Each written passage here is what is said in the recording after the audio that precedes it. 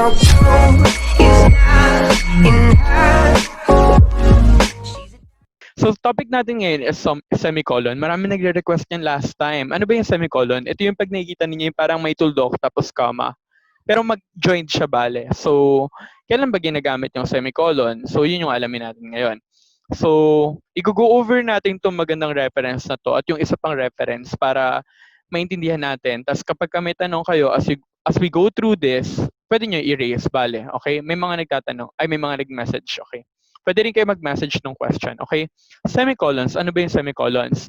It's a basic as semicolons are as basic as a period stuck on top of a comma. So parang nga siyang period tas may comma. Pero paano ba yung function nun at kailan ba siya ginagamit? Yeah. Does that mean that you can use it like either one? Don't get your hopes up. But don't let this punctuation mark get you down. So sinasabi dito, hindi mo siya pwedeng gamitin regularly tulad ng period at hindi mo rin siya pwedeng gamitin regularly na para siyang comma. So, yung waiting room, labas ng labas, teka lang, admit ako ng admit, not like yung tulad before, parang automatic pasok siya. Okay.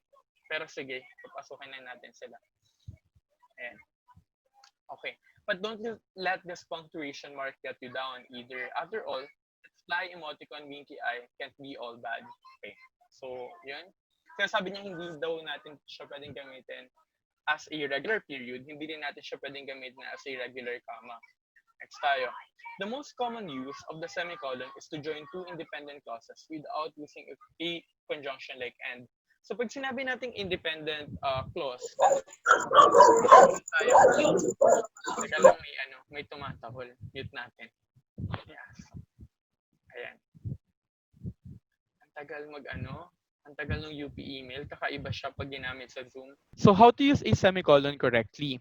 The most common use of the semicolon is to join two independent clauses without using a conjunction like and.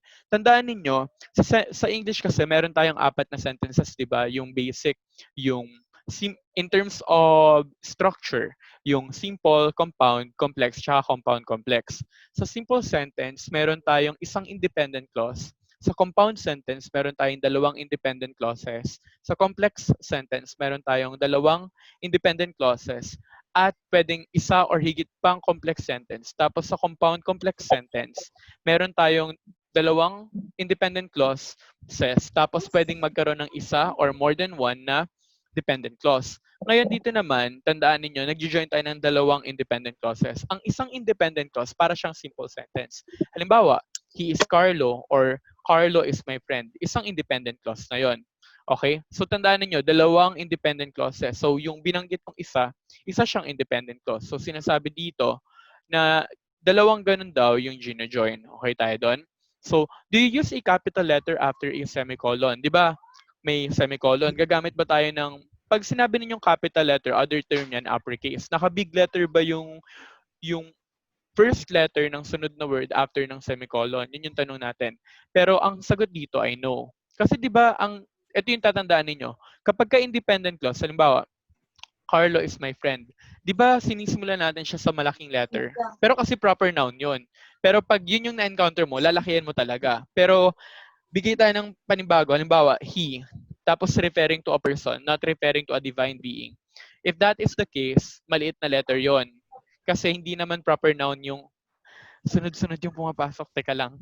Try kong hindi matanggal yung Munti pag-admit ka na ako mag-balmond. hindi parang ang pangit ng UP email gamitin sa Zoom. Ito yung catch. Pag yung UP email, hindi ko siya, it's not like a regular Zoom na pwede kong magamit. Kailangan ko ina-admit bawat isa. Okay. So balik tayo. Di ba pag independent clause, ayan, bumasok ulit. Next time around, i-improve ko to. First time natin gumamit ng UP email, kaya ganito. Di ba kapag may isa tayong independent clause, nagsisimula tayo sa big letter, kasi nga independent clause siya eh. Halimbawa, he is Carlo, independent clause yon. Pero, kapag meron kang dalawang independent clauses joined by a semicolon, yung pangalawang independent clause mo, hindi siya magsisimula sa big letter. Okay? Kapag halimbawa, he is Carlo, H na maliit lang yon. Pero pag proper noun, halimbawa, Carlo is my friend, independent clause yon. Dahil nagsisimula ka sa proper noun na Carlo, letter C yon, kaya magiging big letter yon. Okay tayo doon. So tingnan nyo to. A semicolon should be followed by a capital letter only if the word is a proper noun or an acronym. Tulad nung nabanggit ko kanina. Ano ba yung mga, tulad ng nabanggit ko kanina, kapag ka naka-proper noun, yun lang yung malaki. Halimbawa, yung letter C. Okay? Ang tinutukoy niya ito guys, 'di ba? Ito yung unang independent clause. Ito yung may shock, nakikita niyo ba yung pag-highlight ko? Are you Yes po, there? sir. Okay, good. Ito Yeah. yung unang independent clause. Ito yung pangalawang independent clause. Sabi dito, yung first letter daw ng pangalawang independent clause mo, naka-big letter kapag ka proper noun. Ang Monday ay proper noun. Ito ay particular na pangalan ng araw, kaya siya big letter. Tandaan niyo yan. Pero kapag ka hindi naman siya proper noun, halimbawa, tree nagsimula or he nagsimula yung independent clause mo dito, small letter lang yun dito. Nagigets ninyo? Tandaan niyo yun. Okay? Tapos ano ba yung sample ng acronym natin dito? Ang acronym guys, teka lang, hinaan natin yung mga tao. Hirap ng UP email. Hindi ko siya, I can't use it the way how I use irregular. So dito guys, balik tayo. Nawala tayo eh, wait lang. Nasaan na tayo, kapatid? Kasi nag-admit ako ng mga pumapasok, bigla-bigla. Acronym, sir. Okay, acronym. Pag sinabi ninyong acronym, ito yung mga words, ito yung mga letters na bumubuo ng words together.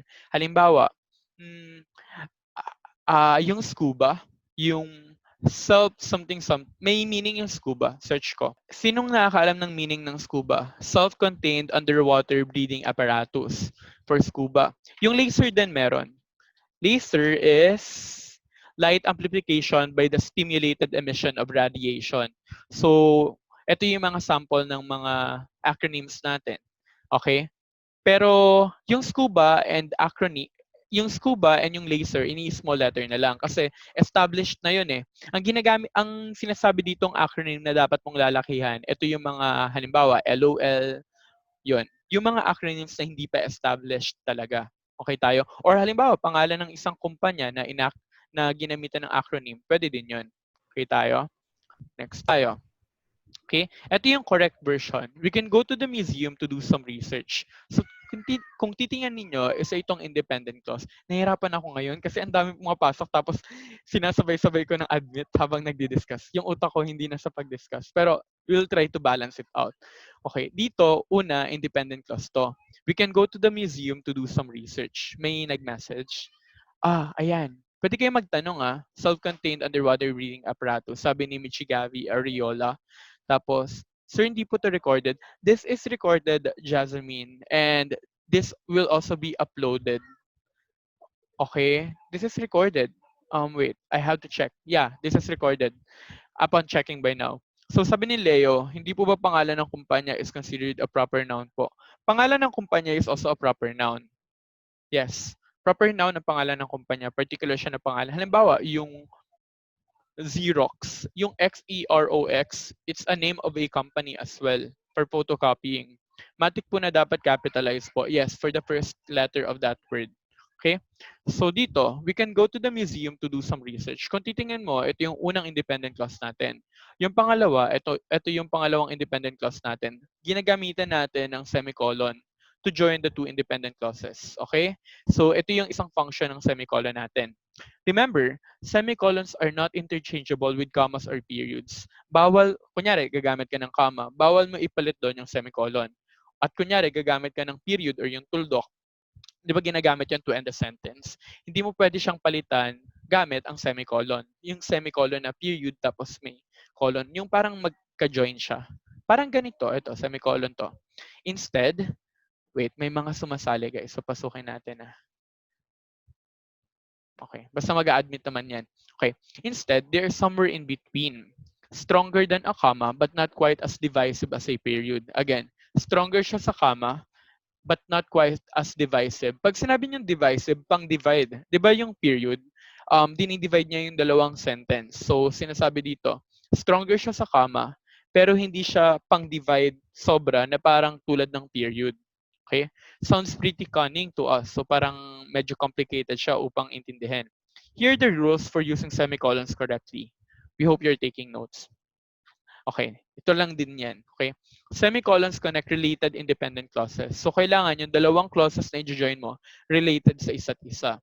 So, paano mo ba masabi na related sa isa't isa? I-go over natin to para malaman nyo. You can use a semicolon to join two closely related independent clauses. Pag sinabi niya yung related, ibig sabihin magkaugnay sila or may kaugnayan yung paksang tinatalakay nila.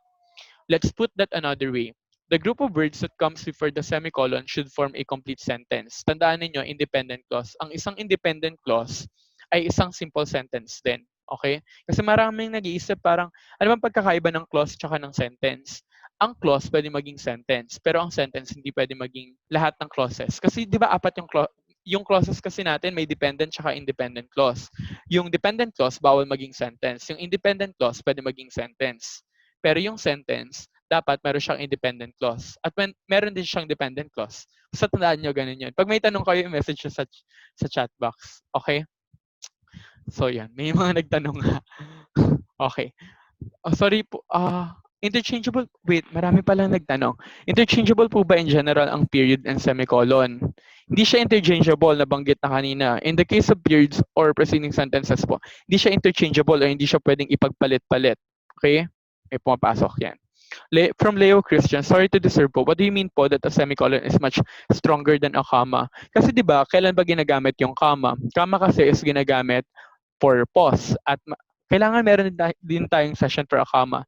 Pero ang semicolon kasi it's not only used like a comma, but it's used to join two independent clauses. So isipin mo na lang na hindi lang siya really like a pause, it's more than that. More than a function of a comma. Okay, tingnan natin dito. The group of words that comes before the semicolon should form a complete sentence.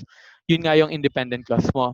The group of words that comes after the semicolon should form a complete sentence and the two sentences should share a close logical connection. Paano ba yung logical connection? Tsaka paano ba siya maging close or related sa isa't isa? Tingnan natin. I ordered a cheeseburger for lunch. So ito, ordering a cheeseburger. Tingnan nyo to. Life's too short for counting calories. Bakit sa tingin niyo related to? So, ito kasi, cheeseburger, di ba? Yung idea ng calories is related with cheeseburger. Kasi for people, yung mga health conscious, for instance, very much particular sila sa calorie intake if they are eating cheeseburger. Kasi parang it matters. So, related kasi yung calories sa cheeseburger. Kaya pwede mo siyang i-join. Okay tayo doon? Tingnan natin yung pangalawa. Money is the root of all evil. Kailangan yung i-join mong pangalawang independent clause related din sa money. If not, an evil practice. Tingnan nyo, I don't believe the reverse is necessarily true. What do we mean by this? Money is the root of all evil. I don't believe the reverse or yung kabaligtaran is necessarily true. Who can explain this?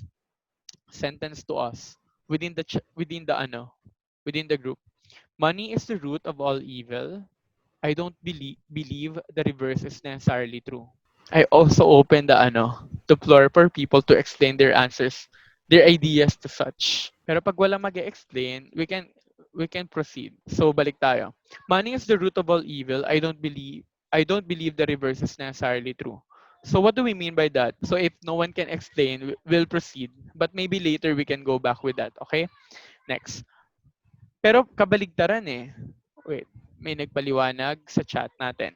So ano pong pinagkaiba niyan sa mahabang dash? Magkaiba, meron tayong video na nagdi-discuss na nung N dash, M dash, tsaka ng hyphen. Meron tayong isang video. Pwede nyo mapanood yun dun sa channel namin. Okay? Kasi gumagawa kami ng mga content in Tagalog, bale. Okay? Napaliwanag na namin yung hyphen, M dash, tsaka N dash, bale. Doon. So dito tayo. Sino kaya magpaliwanag nito? I don't want, lampasan to ng hindi natin nagigets eh. Money is the root of all evil. I don't believe the reverse is necessarily true. Anong kinabaligtaran ng Kabaligtaran ng money is the root of all evil. Alam ko na. Money is the root of all good things. At hindi niya iisipin na totoo yun. So, tingnan natin. I don't believe the reverse is necessarily true. Sa tingin niyo ba totoo yung money is the root of all good things? O, yun yung pinopoint out niya doon. Basta ang pinopoint out niya, ang isipin lang natin dito, itong second clause na to ay related dito. Yun yung dapat nating rule na meron. Okay? Kung nagigets nyo to or hindi, depende na yun sa inyo. Okay? Next tayo. Hindi raw totoo ang evil is, sabi ni Jeffrey Camarse. Hindi raw totoo ang evil is the root of all money. Hehe, joke lang po. Okay. Next tayo. Martha has gone to the library. Andrew has gone to play soccer. So bakit related to? Kasi yung una tumutukoy sa nagpunta si Martha. Yung pangalawa tumutukoy sa nagpunta si Andrew. 'Di ba related sila sa isa't isa? Kung saan nagpunta ang bawat isa. So doon natin ginagamit yung semicolon. Next tayo. Okay. Notice that may question. Try lang po sir, bali po yung pera ang nagko-cause ng kasamaan. Bali po yung mga sinasabi natin pero may involved. Audrey, pwede mong paliwanag? Nasaan si Audrey? Papaliwanag with audio. Sir, wait lang. Nakat yun eh.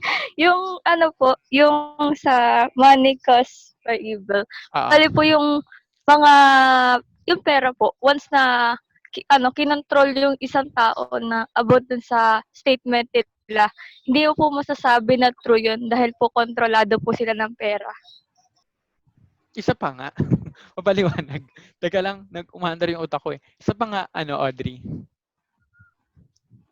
Di ba Audrey, po sir, money is okay. the root of all evil. Oh, sige. So po yung Ugat siya ng money po, kasamaan. Okay. po.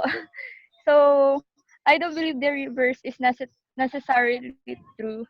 Para pong sinasabi po ron na kapag yung ano po kabaliktaran, yung ano po yung sinasabi po nila na kabaliktaran, totoo po. Para pong sinasabi po na hindi po necessarily yung mga ginagawa nila ganun. Kasi sinasabi doon sa I don't believe the reverse is necessarily true. Hindi ako naniniwala na ang kabaligtaran nito ay totoo. Parang ganun.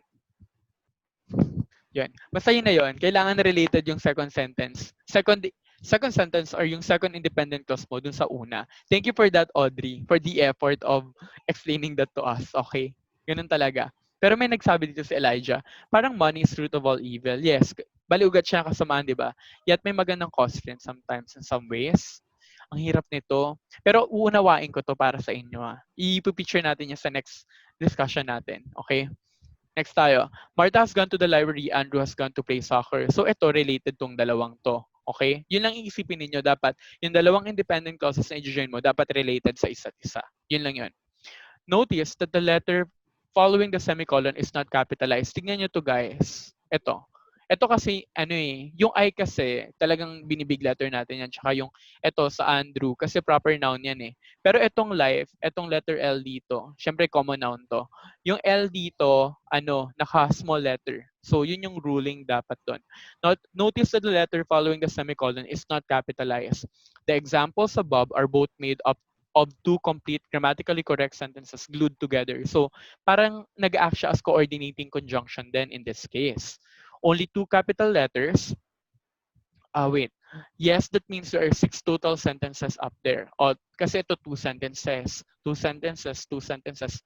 Equivalent to 6 sentences. And thanks for the semicolon. Only two capital and thanks to the semicolon, only 2 capital letters. Okay? That's exactly why you can substitute a comma for a semicolon. Again, yes, that means there are 6 total sentences up there and thanks to the semicolon. Only 2 capital letters. Anong pinopoint out niya dun sa only 2 capital letters? Parang ito, tsaka ito. So, dalawang capital letters. That's exactly, yun ba yun, guys? Yes, that means there are 6 total sentences up there. And thanks to the semicolon, only 2 capital letters. Yeah, in this case, dalawa lang naman yung capital letter. Tapos, in this case, dalawa lang din. But in this case, isa lang kasi ito naman ay hindi proper noun. That's exactly why you can't substitute a comma for a semicolon. So yun yung dahilan bakit natin pwedeng hindi natin pwedeng i-replace yung comma ng semicolon. Using a comma daw instead of a semicolon in the sentences above would result in a comma splice. Meron akong nito nako-commit ko siya minsan. Actually, madalas ko siya makommit. So yun guys. Kunyari, meron kang independent clause dito, ginamitan mo lang ng comma, hindi siya tama. Kailangan gagamitan mo siya ng semicolon. Kasi yung comma splice, ano ibig sabihin ng comma splice? Meron kang mahabang sentence na pwede mo naman siyang i-divide. Pero ginagamitan mo ng comma para magkaroon ng hati. Hindi siya tama. Comma splice yon. At mali yan sa English actually. Nagigets ninyo? Sino dito yung nakaka-encounter ng ganun? Kunyari, nagsulat ka, di ba? Tapos mahaba na yung sentence mo. Ngayon, ang ginagawa mo lang, nilalagyan mo lang siya ng comma. Pero mga independent clauses na yung ginagamitan mo ng comma. Pag ganun, comma splice na yon. Mali din yon. Okay tayo doon. Nasaan na yung comma splice? Ayun. And there's nothing as painful as a comma splice. May nagtanong, baka po only two extra capital letters. Opo, run-on sentence po tawag doon. Iba pa ang run-on at iba pa yung sa comma splice. I know. Yeah. Mm. Yung run-on na discuss na rin yata natin, may video na rin yata tayo sa run-on or wala pa. Parang mga errors in English yan, bale. Next tayo. Pero yun nga rin, iniisip ko parang run-on nga rin din yun. Okay. Number 2, delete the conjunction when you use a semicolon. Di na natin siya gagamitan ng mga for, and, nor, but, or, yet. So, yung mga coordinating conjunctions, a semicolon is not the only thing that can link to independent clauses. Kasi meron din tayong fanboys, di ba? So, yung conjunctions, that's your, ands, buts, or, ors. Basta yun yung for, and, nor, but, or, yet. So, pwede rin natin siyang gamitin para mag-join ng mga independent clauses or kahit mga independent as dependent clause. Subordinating conjunctions na yun.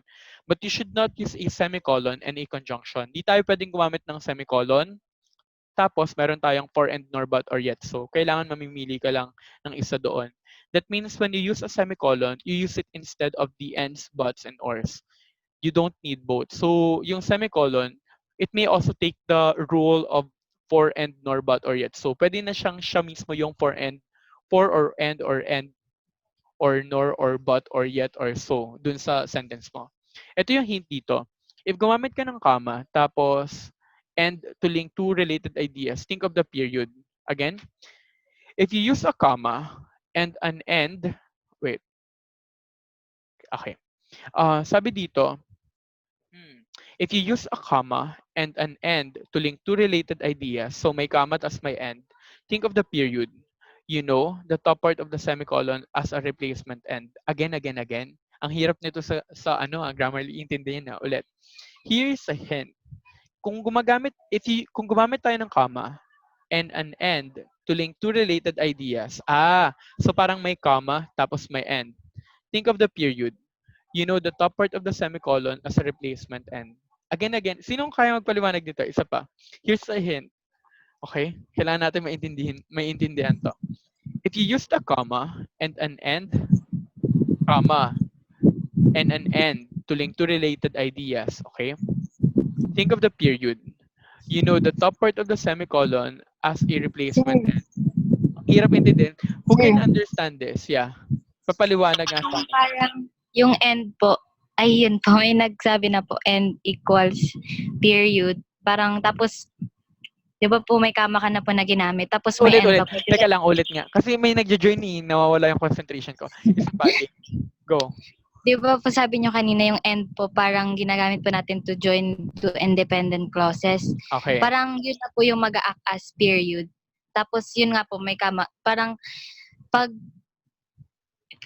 Okay. ayan, Nagets ko na. Okay.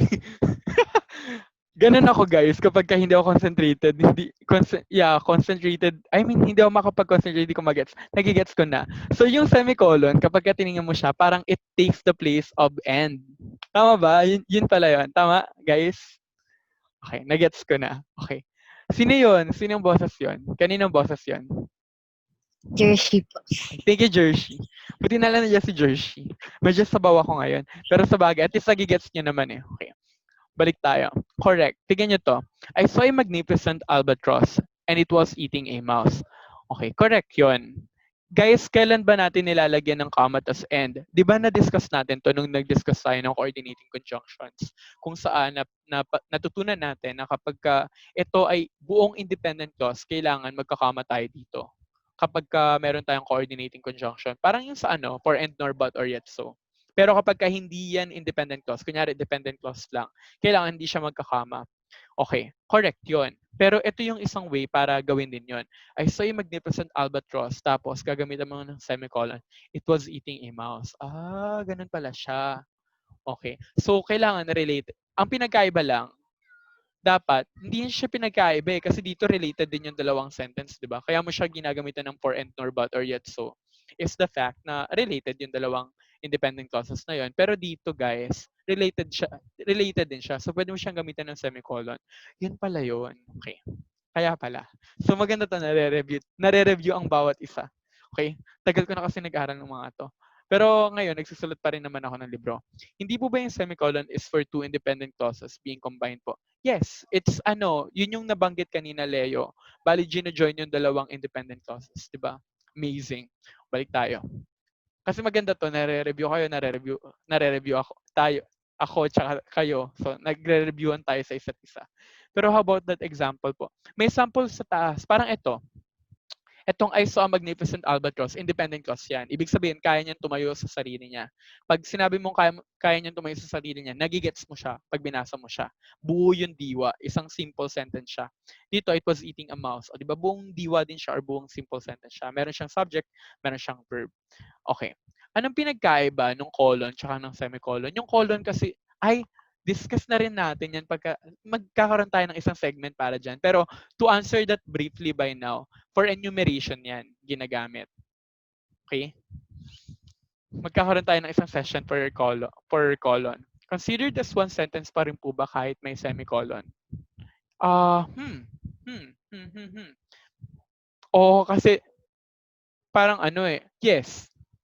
Isa siyang sentence as it is. Kasi ginagamit mo siya as ano eh, pang-join eh. Parang ito, 'di ba? Meron kang isang simple sentence dito. Kasi acting siya as a conjunction. Para siyang acting as a conjunction. So, isang sentence lang din 'to. 'Di ba? Ang galing. Okay tayo doon. You need a comma. Tingnan natin yung ano mga questions ha. Ang daming questions coming in dun sa ano sa chat box natin. Balik tayo. You need a comma plus something to avoid a comma splice. Again, you need a comma, kailangan mo ng comma plus something to avoid a comma splice. Yung comma splice, guys, yun yung mahabang-mahabang sentence sa pinahaba mo na ang dami mo ng independent clauses, gumagamit ka lang ng comma instead of a period. Yun yung idea ng comma splice. That something can either be the right conjunction or the period that turns a comma. Again, that something can either be the right conjunction or the period that turns a comma into a semicolon. Tingnan natin yung sample, mas may gets natin.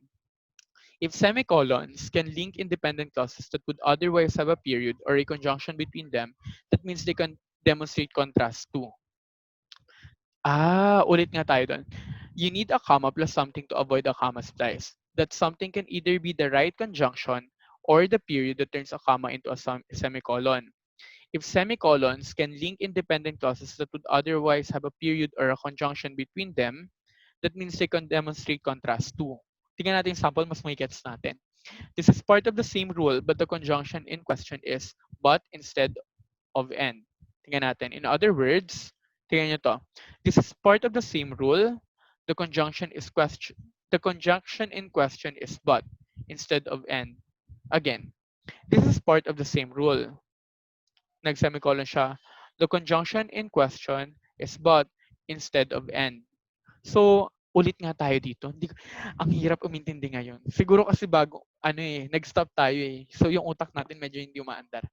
Okay, tulungan niyo ako umunawa. You need a comma plus something. So, tingnan natin. You need a comma plus something to avoid a comma splice. Okay? That something can either be the right conjunction or the period that, to. Parang ganito siya. Kailangan mo raw ng comma tsaka ng halimbawa and para ma-avoid yung comma splice. Okay? Pwede siyang right conjunction tulad nito. Or the period that turns a comma into a semicolon. Okay. Hirap nun, di ba? If semicolons can link independent clauses, dalawang independent clauses that would otherwise have a period, so ibig sabihin, may isa kang independent clause. Tapos pwede ka magkaroon ng period tapos panibagong independent clause. Pero dito, sinasabi dito, pwede kang gumamit ng semicolon. That would otherwise have a period, yun yung tinutukan niya dito. Or a conjunction between them kasi pwede naman siyang comma tsaka and. That means they can demonstrate contrast too. Contrast, ibig sabihin, positive, negative. Ganun yung idea ng contrast. This is part of the same rule, but the conjunction in question is but instead of and. Okay. Hindi siya and, magiging but siya. Pwede rin siyang yung semicolon, pwede rin magkaroon ng ganung function. In other words, medyo intense tong ipaliwanag. Okay, buti na lang nagigets natin. Okay. This is part of the same rule, but nagpa-function as but yung semicolon dito. Hindi lang siya parang pang end. 'di ba? Kailangan lang talaga ng ano yung likido dito sa utak para umaandar eh. This is part of the same rule, but the conjunction in question is but instead of and.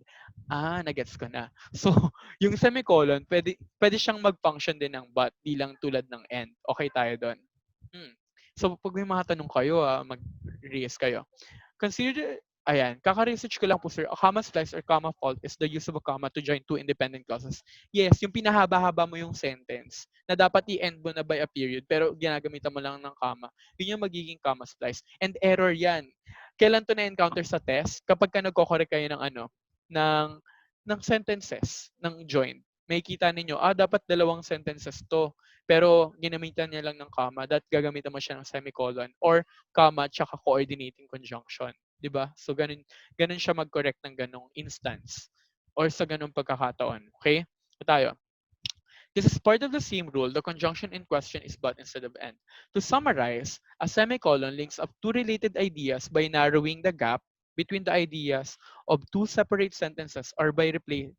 Okay, to summarize, kailangan mabagal tayo magbasa para magets natin.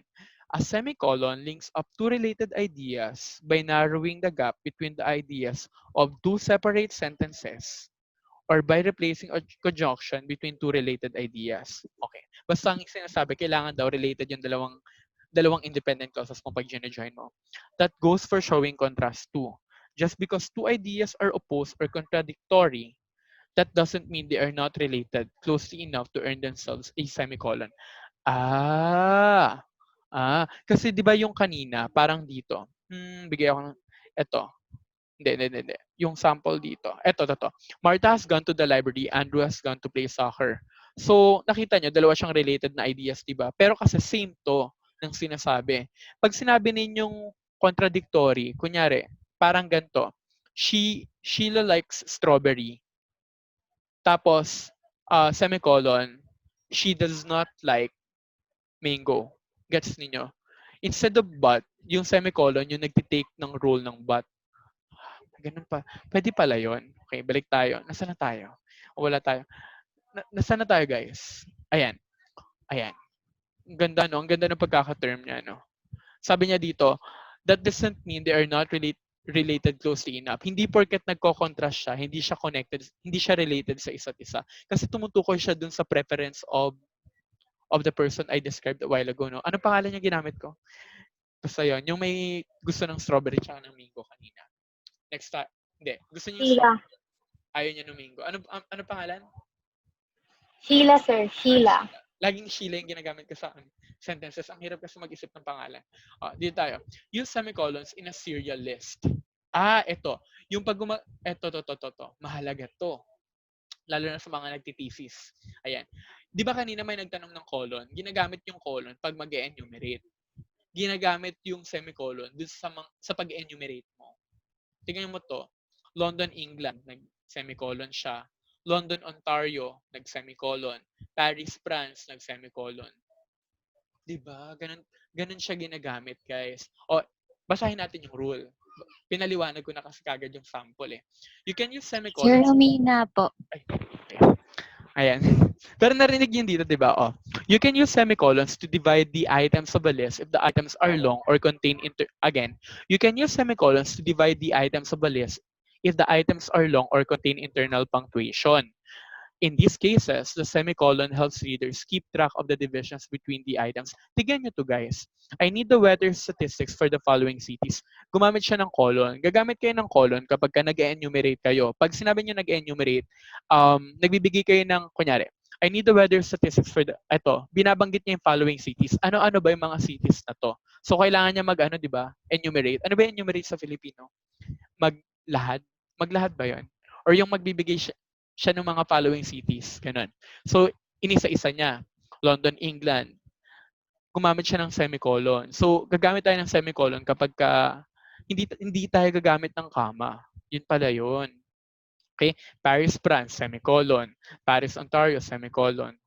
Okay? Nagigets niyo yun? May mga nagme-message. Wala naman. Okay.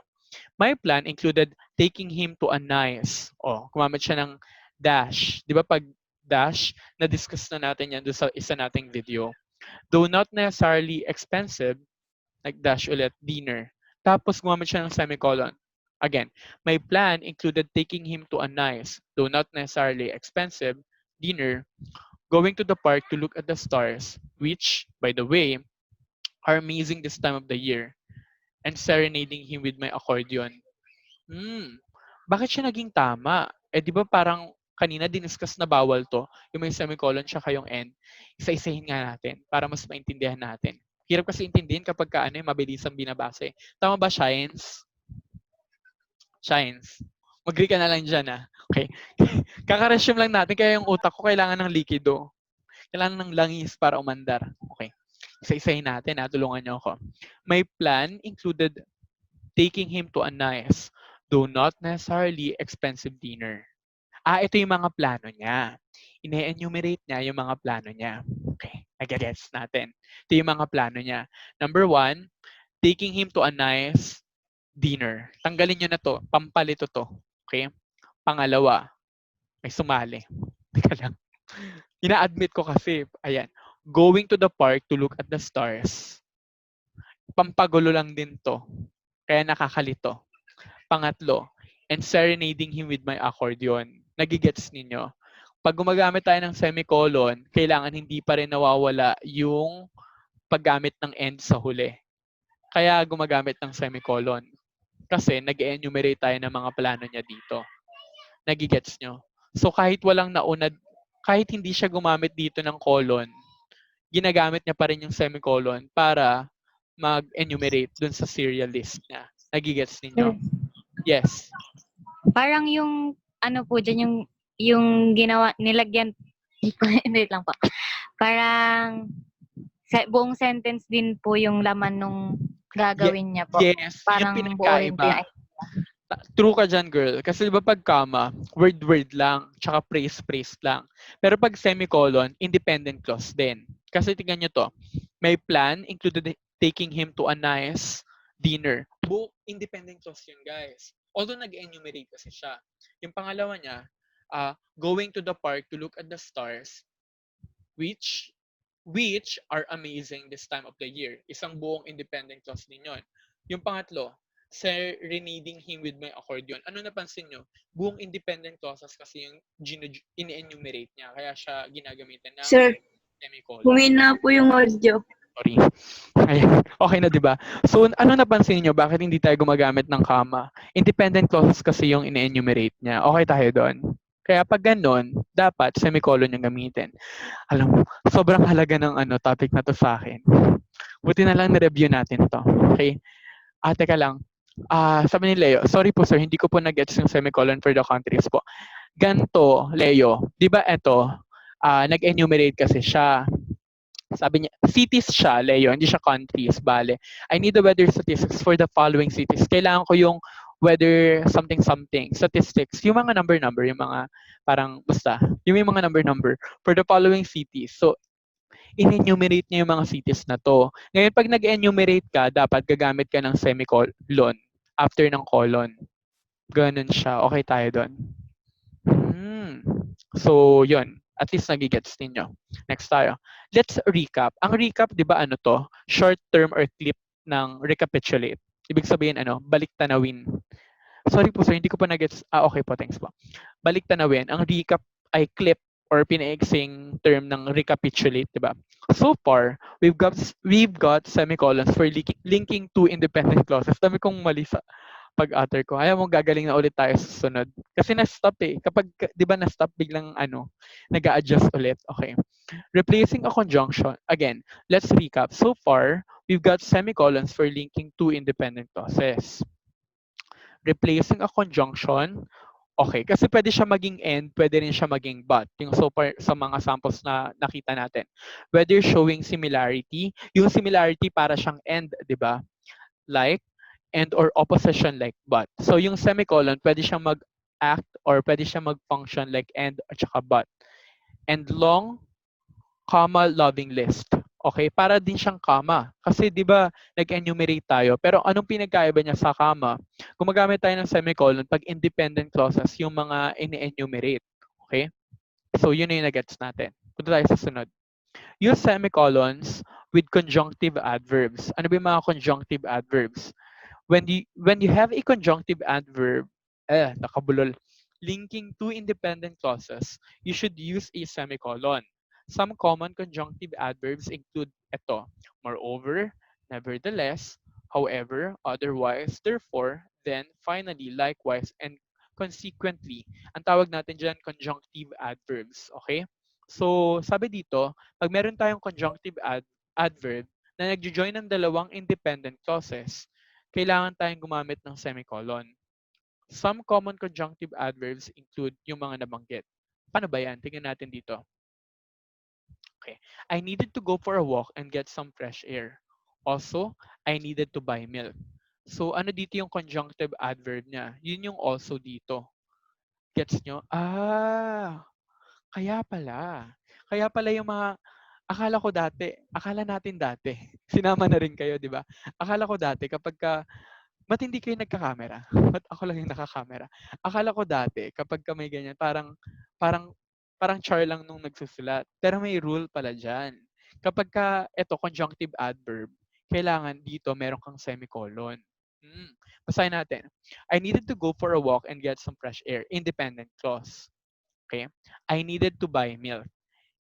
Another independent clause. Pero dito, meron kang conjunctive adverb. So, ang rule, pag may conjunctive adverb, kailangan may comma, tapos gine-join mo siya ng semicolon. Ganun pala yung ruling doon. Okay tayo doon. Okay. Magandang nare-review tayo ng ganito. Ako rin nare-review big time. Feeling ko ito yung hindi ko natutunan nung college. Okay. Next tayo. Correct. Reports of the damage caused by the hurricane were greatly exaggerated. Independent clause. Semicolon. Conjunctive adverb, the storm was not a hurricane at all. Okay? Nagigets ninyo. So, ganito pala yun. Kapag reports of the damage caused by the hurricane were greatly exaggerated. Indeed, the storm was not a hurricane at all. Okay? So, yun yun pag gumagamit tayo ng conjunctive adverb, kailangan may comma, tapos kailangan joined yung dalawang independent clauses ng semicolon. Next tayo. The students had been advised against walking alone at night.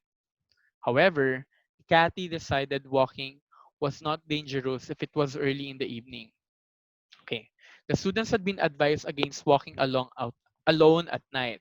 However, Kathy decided walking wasn't dangerous if it was early in the evening. So dito may however. Kasi 'di ba, nakasanayan ng iba. Ako pala din 'yun eh. Okay. Ng iba tas ako 'di ba? Nakasanayan ng iba nagkakama dito. Mali pala 'yun. Dapat semicolon, tapos ito ay conjunctive adverb kapag ito ay independent clause. So, tandaan natin yun pag may independent clause dito, tapos may independent clause dito, tapos mayroong conjunctive adverb dito, halimbawa, however, nevertheless, ito, how, otherwise, therefore, dapat ito ay semicolon. Maraming tao hindi nakaka-observe niyan. No? Kinakama lang dito. Hindi pala dapat ganun. Next, I'm not all that fond of the colors of tiger lilies. Semicolon. Moreover, they don't smell very good. Okay tayo doon? Meshack, okay tayo doon? Maganda to. Yes po. Buti na review tong topic na to. These words sometimes show up in other parts of a sentence. Therefore, again, these words, itong mga conjunctive adverb, yun yung tinutukoy niya. Ito yung conjunctive adverbs, guys. Okay. These words sometimes show up in other parts of a sentence. Therefore, the semicolon rule only applies if it helps the conjunctive adverb join two independent clauses. Gagamitin lang natin yung semicolon kapag kayo mga conjunctive adverbs na to, yung moreover, however, indeed, tsaka yung also, tsaka itong mga to. Ngayon, ginagamit lang natin, magkakaroon ka lang ng semicolon dyan pag yung dalawa na gina-join ay independent clauses. Yun yung ruling dapat doon Okay. These words sometimes show up in other parts of a sentence. Therefore, tamo, siya, ginamit niya rin yun. Nag-semicolon siya, tapos nag-therefore siya. The semicolon rule only applies if it helps the conjunctive adverb join two independent clauses. So, see what we did there, o diba? Ito yung sinample niya. This conjunctive adverb rule is similar to the conjunction rule. In both cases, So hindi lang siya limited dun sa napapaisip ako, ang hirap yung pagpapaliwanag ng Grammarly, challenging siya ipaliwanag. Feeling ko yung hindi into English, mahirapan intindihin 'to. So, ang sabi dito, guys, hindi lang daw 'to para sa mga conjunctive adverbs. Pwede rin siya sa mga conjunction. Like yung for and nor but or yet so. Okay tayo doon. In both cases, check that the two ideas are independent clauses. Basta may dalawa kang independent clauses dyan. Gagamitan mo siya dapat daw ng semicolon. Yun yung idea na sinasabi niya dyan. Okay? In both cases, check that the ideas are independent clauses. Yung sinabi niyang in both cases, whether conjunctive adverb or whether conjunction yung gamit, dapat ay gumagamit tayo ng comma dito, ng semicolon dito. Ang ganda nung, may shock, napansin niyo yung Zoom natin, hindi tumitigil. Ang ganda ng UP Gmail, di ba? My It's God. so convenient, sir. Yes. Hindi na tayo lumalabas. Nalaman ko lang siya kasi may nag-post sa Facebook, yung UP Gmail account, yung UP email daw, pag ginamit dito, unlimited. So sabi ko, gamitin natin. Kasi sa Zoom may bayad 1,000 plus yata or almost 2,000 para magkaroon ng gantong feature. Ngayon, convenient. In both cases, check that the two ideas are independent clauses that could stand on their own as sentences. If so, then you're grammatically good to go as far as the semicolon is concerned. May ganyan palang ruling, no? O at least na intindihan natin. Next. Dito na yung dulo, pero ito yung isa pa lang na reference sa semicolon. Titignan natin yung isa pang magandang reference para alam natin kung baka may na-miss out to. Use a semicolon to give a whily wink. Ano ba yung whily wink? What is the definition of whily wink? Tingnan natin na. May desktop kasi ako sa katabi. Whily wink means... Ano yung whily wink? Who can describe? It means nothing. If you who can describe what is whily wink? People. Sabi dito, willy wink to eh. Sir, wala yan, sir. Parang ginagamit lang po para makabuo ng emoji or emoticon. Expound nga. Paano wala lang? Like it means nothing? Hindi po, ginagamit lang po siya para makabuo ng emoji. Ng emoticon po. Try niyo po. Gumawa po ng wink na emoticon. Ano yung parang ito. Wink na Yung parang ganun, Opo. tapos may smile. Whily wink pala tawag doon. Tama ba? Ganito. May tawag pala dyan, whily wink. O at least, may natutunan tayong bago. Okay. Emoticons will never replace a solid knowledge of the English language. Okay. But they can sure spice it up from time to time. Ito yung whily wink. The semicolon is a good punctuation mark to have in your back pocket or on top of your parenthetical smile. So whether you're using it to whip up a good complex sentence or to give someone a wink, now you know how to do it right. Way to wrap up niya lang to. Okay? So tingnan natin doon sa isa pang sample ng semicolon. So galing naman to from isang reliable reference din to. Kasi ang purpose kaya magandang tumingin sa dalawang reliable reference ay para makita baka may na-miss out yung una. From University of Wisconsin, di ba? Kailangan kapag may mga references tayo, as much as possible, American University. Kasi syempre hindi maglalagay ng maling reference yan in the best possible way they can sa website nila, di ba? Using semicolons, tignan natin kung may na-miss out yung unang reference or may kulang, okay? Minsan may mga ganun eh. Semicolons help you connect closely related ideas when, di ba? Yun talaga yung ginagamit na term, closely related idea. When a style mark stronger than a comma is needed. Stronger than a comma. By using semicolons effectively, you can make your writing sound more sophisticated. Ano ba ibig sabihin ng sophisticated? Para mas tayo. Talagang no? Parang yung pagde-discuss natin ng English parang from scratch eh. Tipong walang naintindihan eh. Ano ba yung idea ng sophisticated? Having, revealing, or proceeding from a great deal of word. Di naman yan. Ano yung ibig sabihin ng sophisticated? Basta maganda. Parang ganon. Okay tayo doon. A semicolon is most commonly used to link in a single... Ayan, may nag-message. Tingnan natin yung niya. Complex. You can make your writing sound more... Pag sinabing sound more sophisticated, something good eh. Diba? Parang yun yung idea niyan. A semicolon is most commonly used to link in a single sentence two independent clauses that are closely related in thought. So dalawang, yun nga, na-discuss to kanina, di ba? Dalawang independent clauses gino-join. When a semicolon is used to join two or more ideas in a sentence, those ideas are then given equal position or rank. Ito yung sinabi ko kay Meshach dati. Yung parang may nagtanong siya, tinanong niya dati, kailan ba ginagamit yung semicolon? Parang sinabi ko, kailangan yung dalawang sentences na gino-join mo or in two independent clauses mo, kailangan equivalent ng structure. Naalala mo yung binanggit ko dati. Ito pala yon. So some people write with the word processor. Other people write with a pen or pencil. O di ba parang same structure siya. Pero hindi lang pala talaga same structure, basta related. Okay, yun yung pinakamas idea. Teka lang, may join yata eh. Baka kasi ay may nagtatanong sa chat box natin. Wait. Tingnan ko yung nagtatanong sa chat box. Or refined. Okay. Yeah. Refined.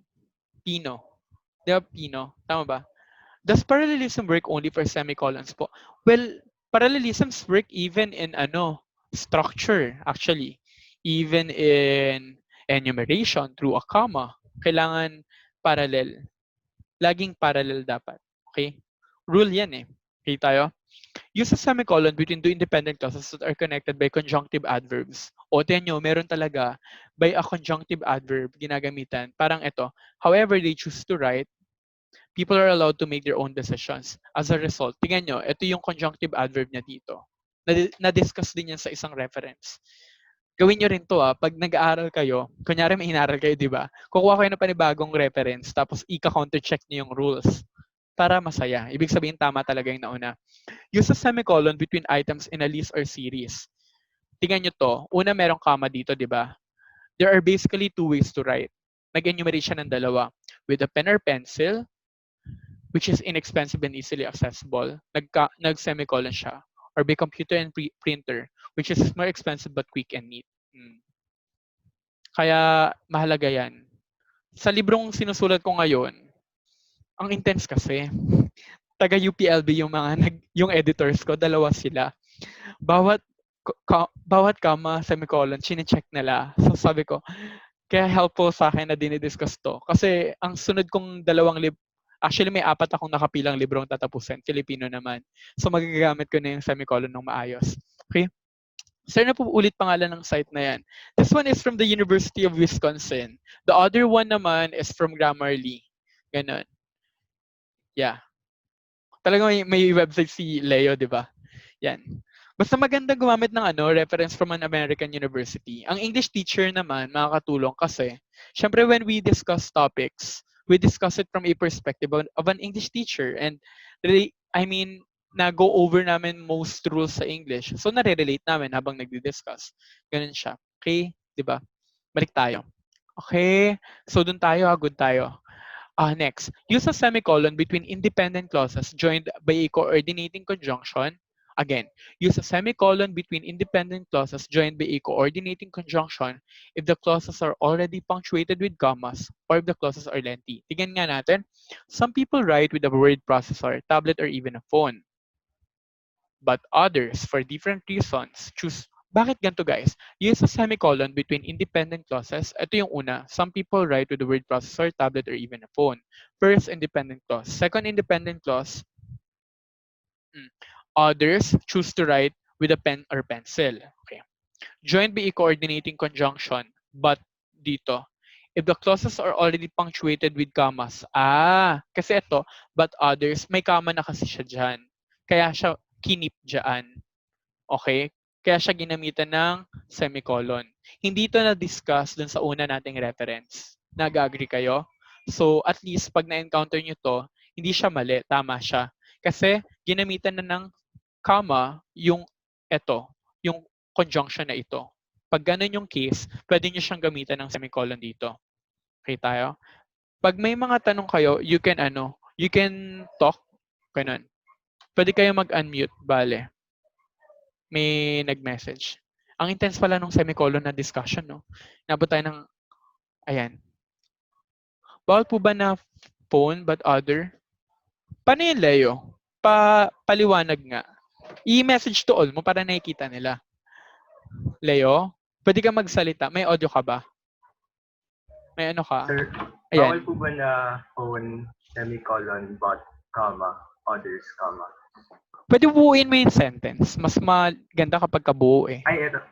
Some people write with a word processor, comma, tablet, comma, or even a phone, semicolon, but others, comma. So, naisip ko po, sir, bawal po ba na phone, semicolon, but, Wait, comma, ito yung others? tinatanong mo, di ba? Abo. So ulit tayo. Some people write with the word processor. Saan yung paliwanag mo ulit dito, Leo? Yung after semicolon, bawal After po ba lagyan ng comma before the others? may comma siya.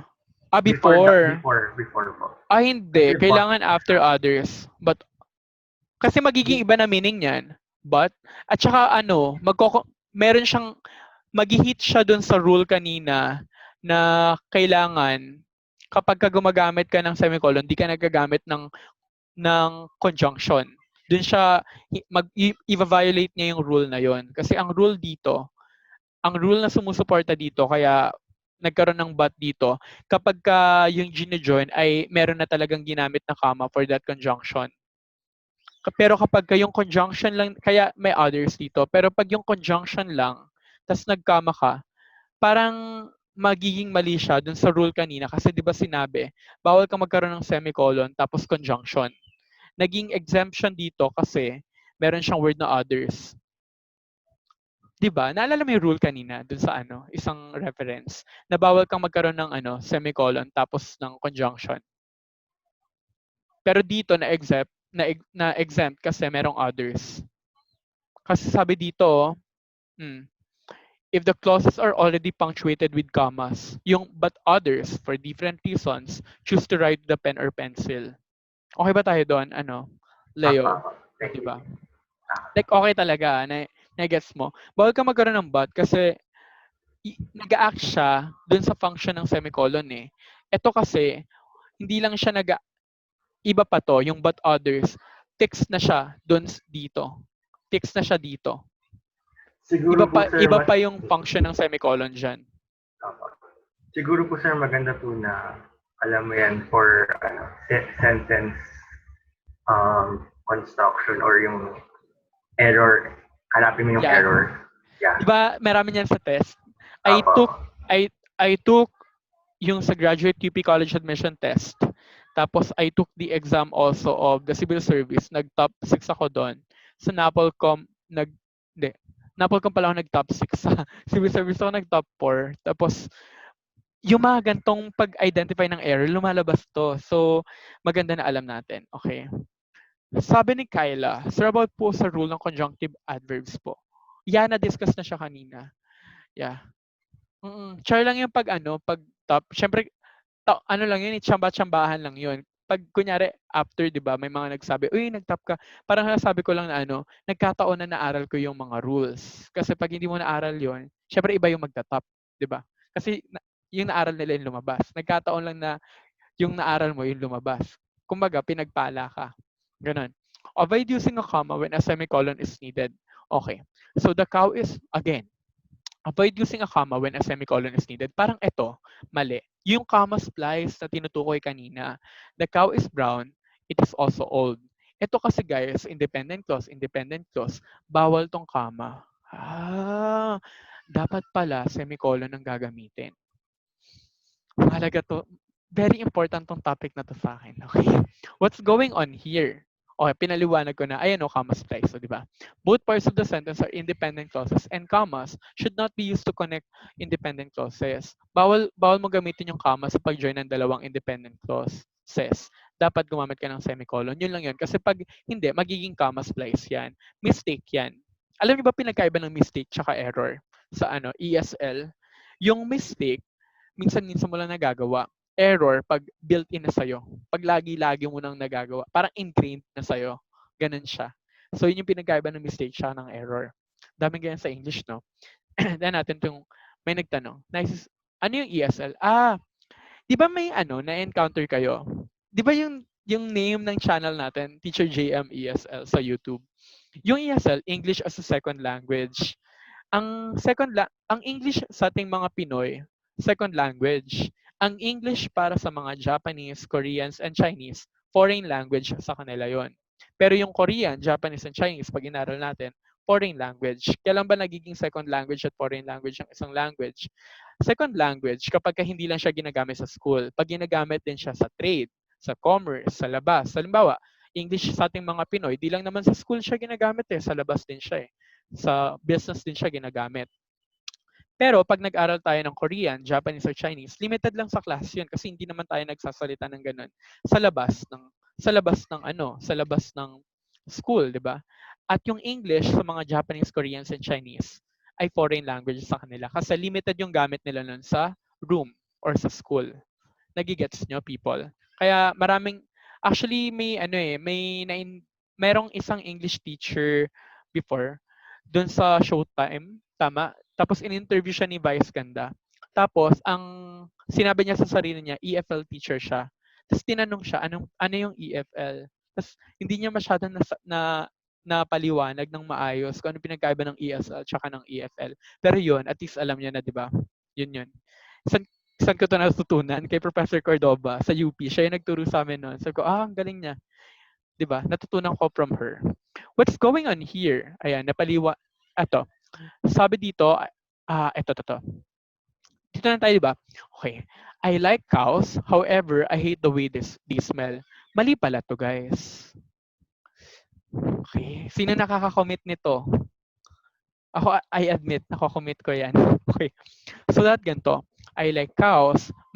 Sa semicolon tayo dito. However, I hate the way they smell. Tawag tayo ng iba dito Parang feeling ko ako lang yung nakaka-commit nito lagi. Walang nagsasabi na nagkakamali din sila. Tawag tayo. At puro wala kayong camera. Basti. Yun si Basti. Basti, nako-commit mo ba to? Meron ba ako kasama ditong nagkakamali dito? Okay. Yung ano po, sir. Nako-commit mo yung mali na yan. Eto, gumagamit ka ng ganyan. Hindi semicolon tsaka Yes, sir. Always. okay. Maganda rin po yung ginagamit ko. Parang it's my error. Sige. At least ngayon, sama-sama tayo, makokorek natin yung ginagawa natin. Okay tayo doon? Opo. Okay. Kasi dun sa book na nire-revise ko ngayon, yung taga-UPLB na editors dalawa, yan yung laging kino-comment. Buti na lang na go over natin ngayon. What's going on here? The conjunctive adverb, however, signals a connection between two independent clauses. And commas should not be used to connect independent clauses if there's no coordinating conjunction. Okay. So, ito yung, again, the conjunctive adverb, ito however, signals a connection. Ibig sabihin related yung second independent clause mo dun sa first independent clause mo. And yung comma should not be used to connect independent clauses. Always. So, dapat semicolon yung gamitin natin dyan. Okay tayo? May nag-message. Ayan. Okay. Ako rin, sir, sa essays. O, di ba? Ang dami nating nagkakamali dyan. So, I suggest, guys, sa mga maging generous kayo. I-share niyo, pag na-upload natin tong video na to, i-share niyo sa mga group pages niyo sa mga klase ninyo. Okay? So, ilang semicolon po kaya ang pwedeng gamitin in a paragraph? Depende sa'yo. Ang haba ng pangalan niya. Maria Trina Arabella Salumbides. Ang haba ng pangalan. Depende sa'yo. Siyempre, number one, kung gaano kahaba yung paragraph mo. 'Di ba? So, dun magmamatter. Or kung gaano kadami yung i-enumerate mo. Depende sa'yo kung gaano kahaba yung mga sentences mo. At kung ilan yung mga sentences mo. Yun yung magdedictate kung gaano kahaba or gaano kadami yung semicolon na pwede mong magamit. 'Di ba? Pero syempre, too much use of that would not really be good. So, kailangan mo rin magkaroon ng balance. Okay? Next tayo. Ito. I like cows. Ayan, nag-enumerate siya.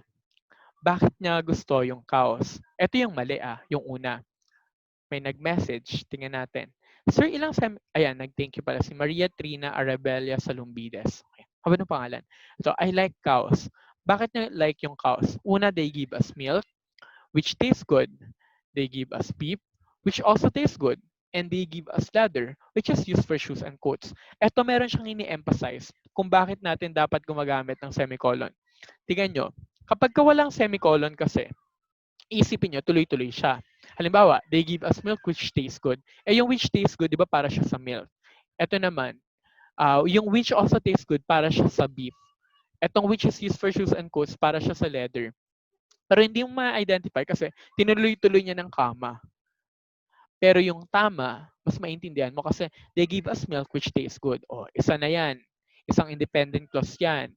Ito, isang independent clause. Ito, isang independent clause din. Kasi they give us leather which is used for shoes and coats. O, di ba? Nagets ninyo? Para siya hindi confusing yung sentence mo. Incorrect. Ayan, nagets nyo? Okay. Dito tayo sa incorrect. Cows, though their bovine majesty has been on the wane in recent millennia, are still on the great species of this planet, domesticated yet proud. They ruminate silently as we humans pass tumultuously by. O di ba, ang haba. Pero mali. Kasi, dinere-diretso niya ng kama. Ayan o, makikita niyo, ang dami niyang kama. Eh, puro mga independent clauses yung pinag-join niya.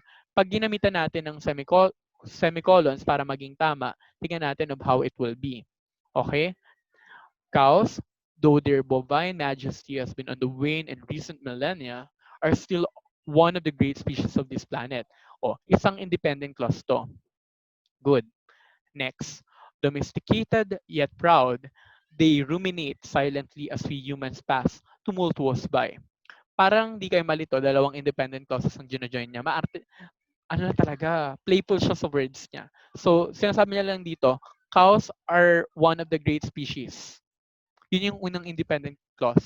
Yung pangalawa, they ruminate silently as we humans pass by. Ganun. So, minsan pwede nyo tanggalin yung mga adverbs para mas magets nyo yung sentence. Kasi, ang daming parang pinapalapalabok sa sentence kaya nakakalito. Okay tayo doon?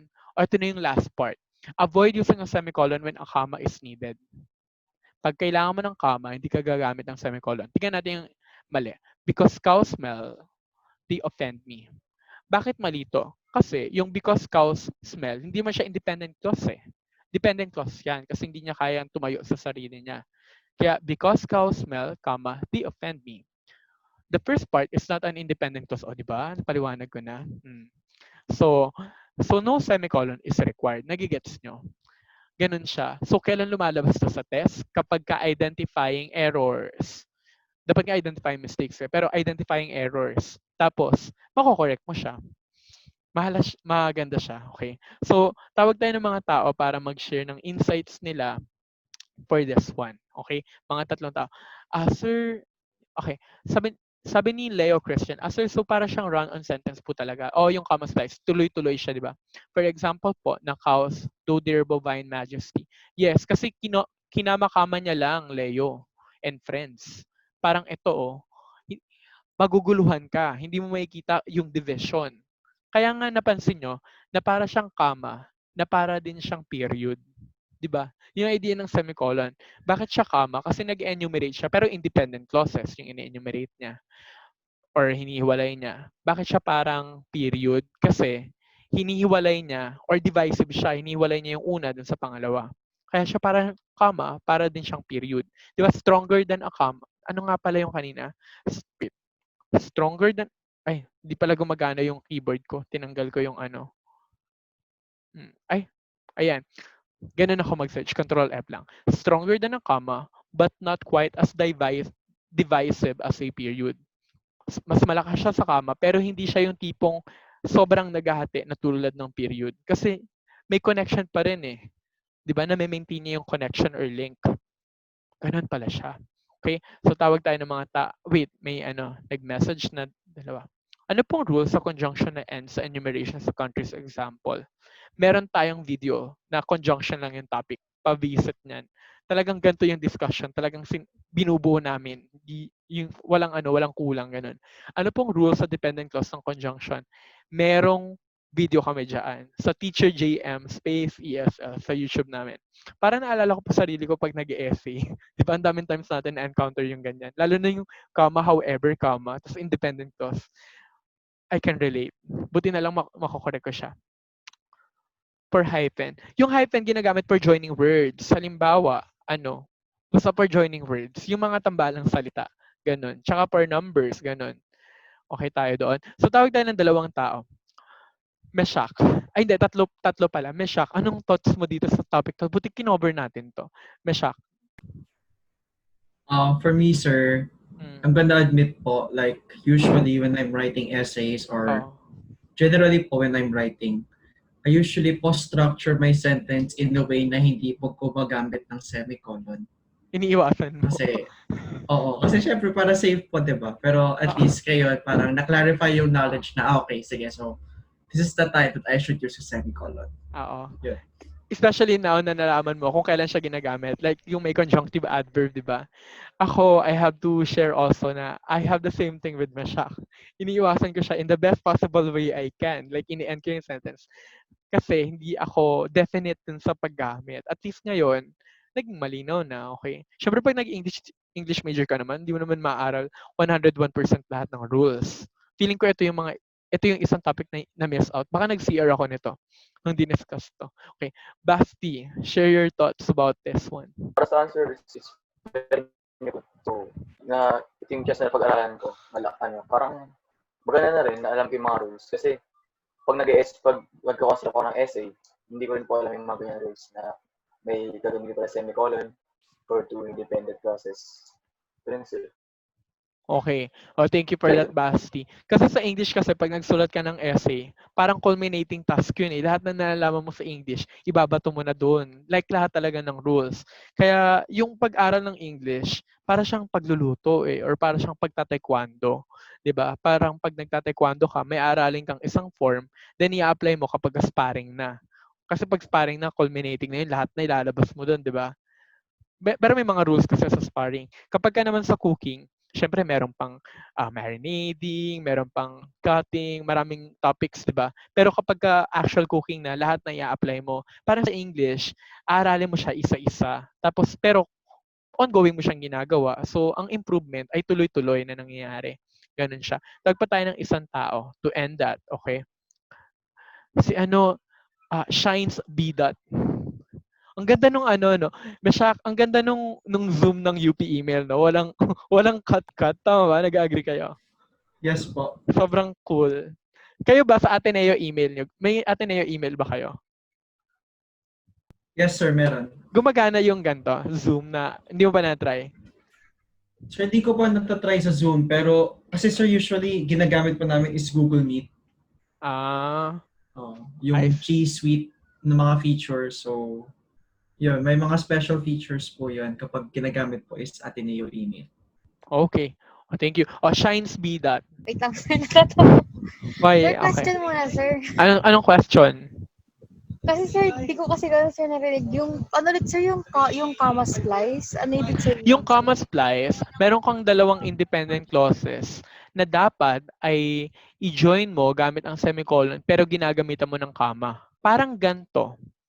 Bigyan tayong sample Parang ganto. To. Yung ito. Etong incorrect dito. Sa haba na yan, ginamit nila yung comma para i-join lahat ng yan. Okay ba tayo doon, Shines B. Dot? Nasaan si Shines B. Dot? Sir, Oh, dito ako, sir. So, sir, yung insights ko sa semicolon na yun, parang isa siya sa mga punctuations na parang namamali ng gamit.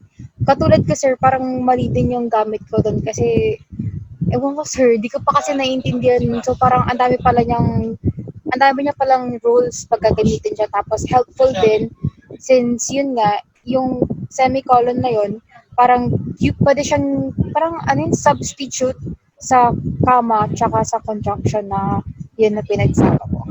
O go Shines to sabi ni Girly. Okay, very good. Tawagin natin si Jersey Giban. Thank you for that, Shines Bilat. O Jersey. Sir, ako po yung nag-recommend po nung ganyang topic kasi po nung Oo. parang yung gumagawa po ako ng essay, parang nagpa-practice po ako gumawa ng essay. Pina-check ko po sa friend ko po na magaling po sa English. Tapos sabi niya po sa akin, puro daw po ako comma splice. Tapos hindi ko naman po maintindihan. Sabi niya daw po, gumamit daw po ako ng semicolon. Tapos nag-research din po ako. Kaso lang po di ko po maintindihan yung O diba? Parang kanina oo. Sige, go lang. Go. Kaya thank you po sa pagdi-discuss po. Oo. Kasi kanina 'di ba nung sabaw-sabaw pa ako, hindi ko na mag-gets. Sabi ko, teka lang, kailangan natin ng konsentrasyon para magets, o 'di ba? Gano'n talaga kapagka yung parang yung utak mo kapagka bagong salang kailangan hindi mo pa naintindihan, 'di ba? Thank you for watching my videos. Please don't forget to subscribe our channel by clicking the subscribe button below. Thank you!